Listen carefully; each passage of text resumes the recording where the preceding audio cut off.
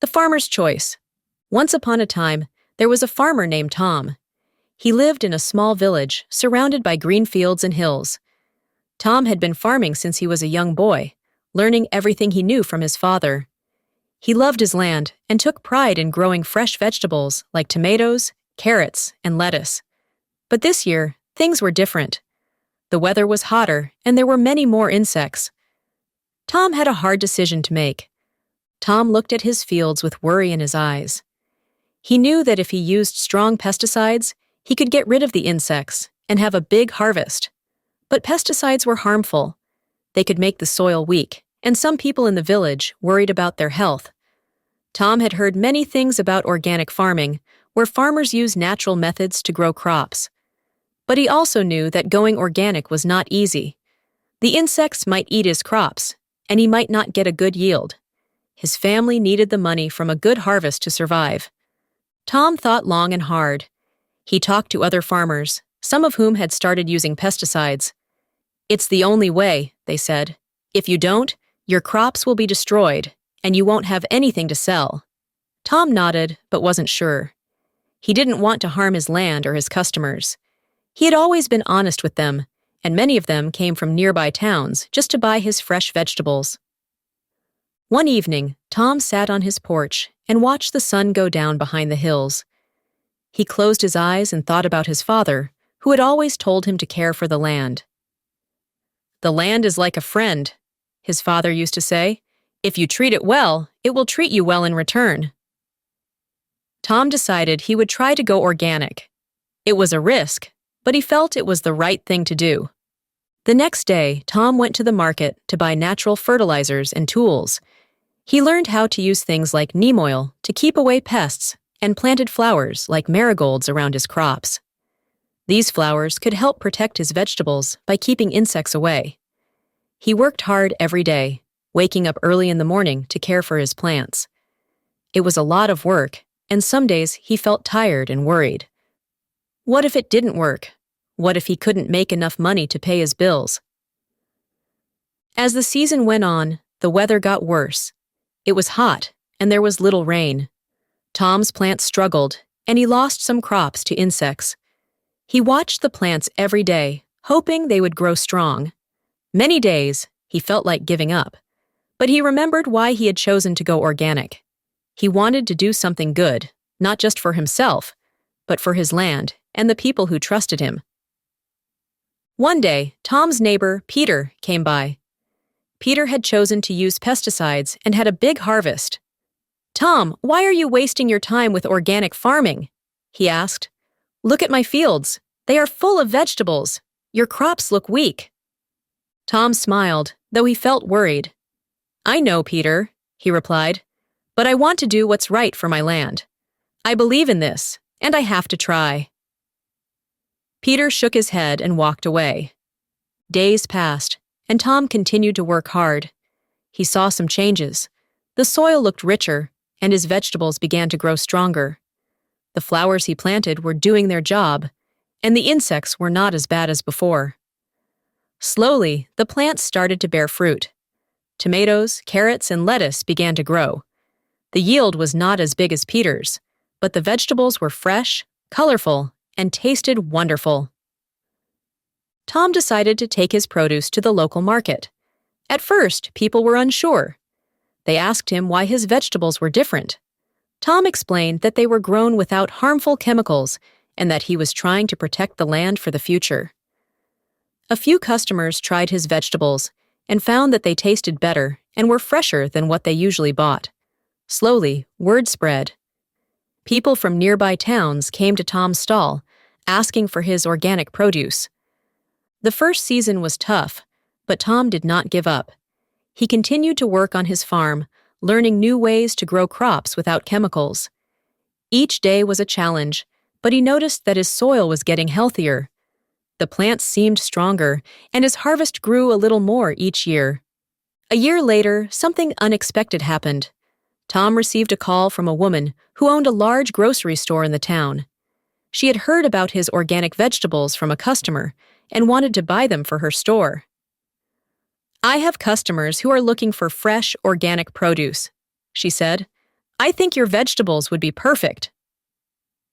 Tom could not believe his ears.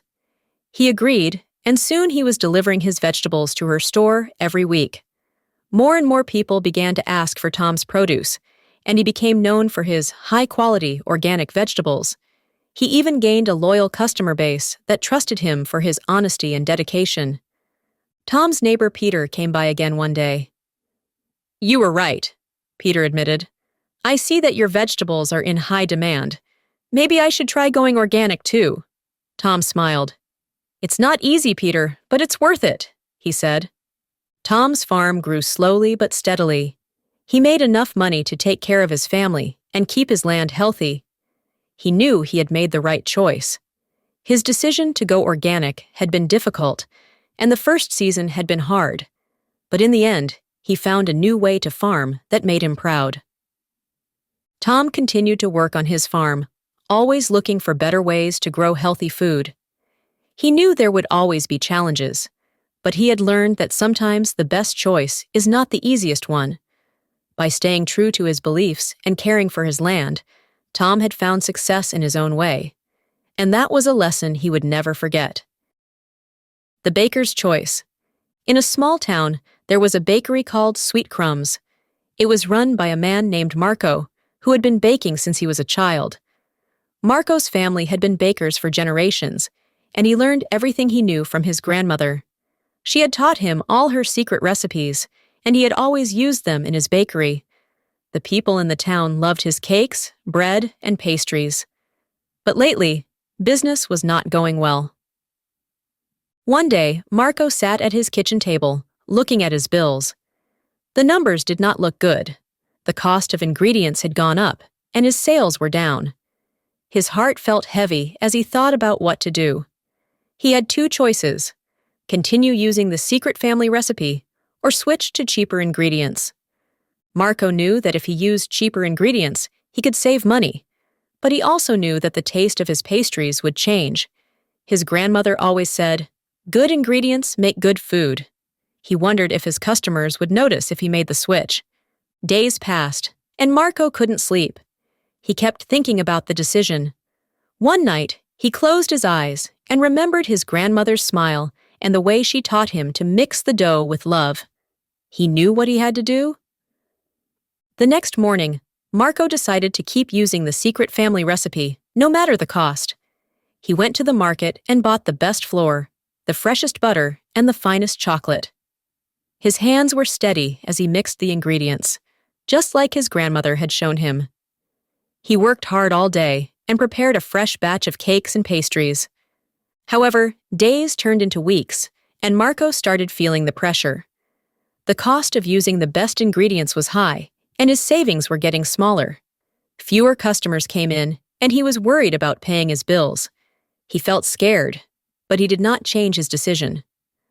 One day, as Marco was arranging his pastries in the display case, a woman walked into the bakery. She was elegantly dressed and had a notebook in her hand. Marco recognized her. She was a famous food critic named Clara. She was known for her honest reviews. If she liked a bakery, it became very popular. But if she didn't, it could close down in a week. Marco's heart pounded in his chest. "What if she doesn't like my pastries?" he thought. But he also remembered his decision. He had chosen to use the best ingredients because he believed in the quality of his family's recipes. Clara looked around the bakery and then asked for a slice of Marco's chocolate cake. Marco served her a piece, and she took a bite. There was a long moment of silence. Marco held his breath, watching her face closely. Then Clara smiled. "This is delicious," she said. "The taste is rich, and the texture is perfect. I can taste the quality of the ingredients. It is clear that you put your heart into your baking." Marco's heart leapt with joy. He had made the right choice. Clara asked to try more of his pastries, and she loved them all. She wrote a glowing review in her notebook and told Marco she would publish it in her next article. Within a few days, Clara's review was published in a popular newspaper. People from all over the town and even from other towns came to try Marco's pastries. The bakery was full of customers, and everyone loved his cakes and bread. They said they could taste something special in his food that they could not find anywhere else. Marco's business began to grow. He hired more people to help him in the bakery, and soon he was making more money than he ever had before. The decision to use the family recipe had been a hard one, but it had paid off in the end. His bakery became famous, and even more importantly, he felt proud of the choices he made. One day, as Marco was closing the bakery, a young boy came in. He looked nervous. "Are you Marco?" the boy asked. "I want to learn how to bake like you." Marco smiled and remembered his grandmother teaching him when he was young. He nodded and said, "Of course, I will teach you. But remember, always use the best ingredients and put love into everything you bake." The boy smiled, and Marco felt a warm feeling in his heart. He knew that the secret of baking was not just in the recipe, but also in the love and care you put into it. And that was a lesson worth sharing. From that day on, Marco's bakery continued to thrive. Customers kept coming, and people traveled far to taste his famous pastries. A dance with destiny. Emma was a young and passionate dancer. She had been dancing since she was a child, and everyone who saw her perform said she had a gift. Emma loved the feeling of moving with the music, the way her body could tell a story without words. She dreamed of becoming a famous dancer, and her dream seemed closer than ever. She was about to perform at the city's biggest dance competition, a competition that could change her life forever. But something unexpected happened just a week before the big day. During a practice session, Emma tried a difficult jump. She landed awkwardly, and a sharp pain shot through her ankle. She fell to the ground, holding her foot, her face pale with pain. Her dance teacher, Miss Lily, quickly ran to her side. "Are you okay, Emma?" Miss Lily asked with worry in her eyes. Emma tried to stand up, but the pain was too strong. I think I hurt my ankle," she said, trying to keep her voice steady. She hoped it was nothing serious, just a small injury that would heal quickly. The next day, Emma went to see a doctor. After some tests, the doctor gave her the news she feared most. "You have a sprain," the doctor said. "You should rest for at least 2 weeks. If you push yourself too hard, it could become a more serious injury." Emma felt a knot in her stomach. The competition was in just a few days. She could not miss it. She had been working so hard, practicing day and night. This was her chance to prove herself. But now, with her ankle hurt, what should she do? Should she perform with the injury, or should she sit out and let her dreams wait? Emma sat alone in her room, thinking deeply. Her mind was full of questions. If she performed with her injured ankle, there was a chance she could still win. But there was also a risk that she could make the injury worse, perhaps even end her dance career. But if she decided not to perform, she would feel like she was giving up. She felt torn between her dreams and her health. The days passed quickly, and soon it was the night before the competition. Emma lay in bed, staring at the ceiling. She thought about the dance, the steps she had practiced 1,000 times, the applause she imagined in her head. Then she thought about her ankle, still swollen and painful. She knew that if she pushed too hard, she could cause more damage. She could end her dancing career before it even began. She made her decision. She would sit out this competition. It was the hardest choice she had ever made, but she knew it was the right one. Emma went to Miss Lily and told her about her choice. Miss Lily looked at her with soft, understanding eyes. "Emma," she said gently, "I know this is difficult for you, but I am proud of you. This shows that you care about your future more than just one moment. There will be other competitions." Emma nodded, but she still felt the weight of disappointment. She had wanted this so much. She had dreamed of the spotlight, the stage, the moment when she would shine, and now she felt like she was letting go of her dream. On the day of the competition, Emma watched from the audience. She saw the other dancers performing, their movements smooth and graceful. She felt a pang of sadness in her heart. She could have been up there, dancing with all her heart, but she also felt a sense of peace. She knew she had made the right choice. The weeks went by, and Emma followed the doctor's advice. She rested, did the exercises he recommended, and slowly, her ankle began to heal. It was a slow process, but she was patient. She knew that healing took time. A few months later, Emma's ankle was much better. She started dancing again, first carefully and slowly, then with more confidence. She felt the familiar joy of movement return to her, the happiness that only dancing could bring. Then came the news that there would be another competition. This time, Emma felt ready. She was excited, but also calm. She knew that she had made the right decision before, and now she was stronger for it.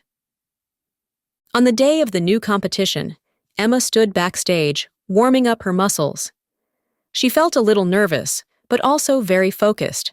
She knew this was her moment, and she was ready for it.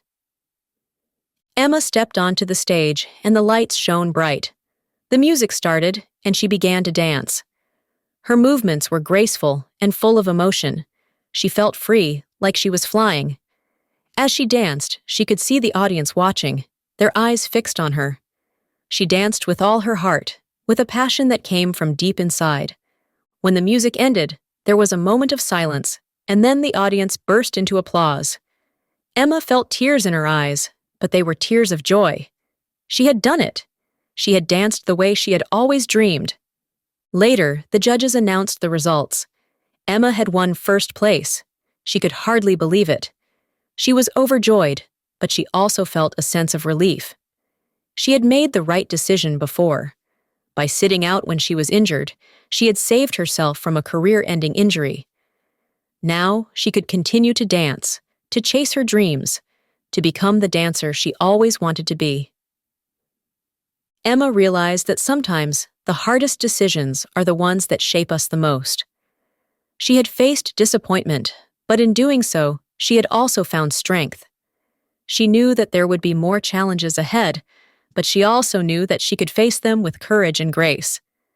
And so, Emma danced on, her heart full of hope, her spirit full of light.